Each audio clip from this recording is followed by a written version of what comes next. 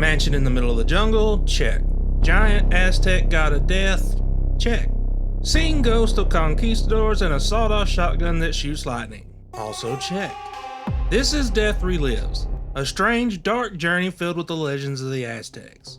Now, I did receive a free key for this game from Keymailer and Nyctophile Studios, and I want to say thank you. But, as always, my goal is to give you the info about the game, good or bad, and let you decide if you should play or pass. So let's get into it.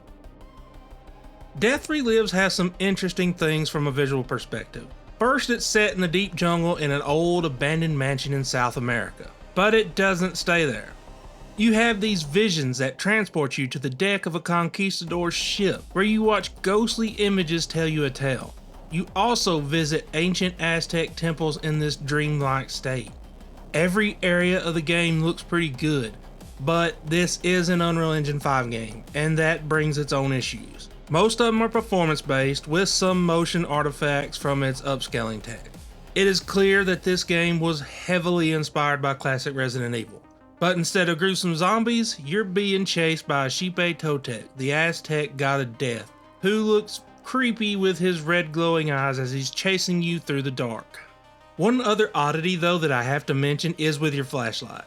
Because lumen can be slow to react if you shine your light on some objects, they continue to glow even after you turn the light off. It's not a major issue, but it is an interesting little quirk, and if you really want to, you can kinda draw with the light.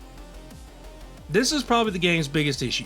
It is for the most part a basic hide from the big bad type of game, with a few key differences. One is the fact that you can fight back a little, but that comes at a cost. The ancient sawed-off lightning shotgun has very limited ammo, and you do have to reload it on your own, which I seem to forget. Oh, and the gun wasn't loaded still. Let's see how it kills me this time. Oh, same either way. You also get a chance to stab Xipe Totec with an obsidian blade, sending him temporarily back to the underworld. But in doing so, the seed on your arm starts to drain your health. This gives you a very limited time to freely explore, because you have to refill the seed with the blood of the wandering priest spirits. These spirits will also alert him if they see you. Luckily though, you have a creepy ghost skin that you can wear that hides you from their sight, but you do walk very slowly when you have it on. Death Relives has a pretty good give and take formula, but it can feel a bit clunky, and the performance drops don't help.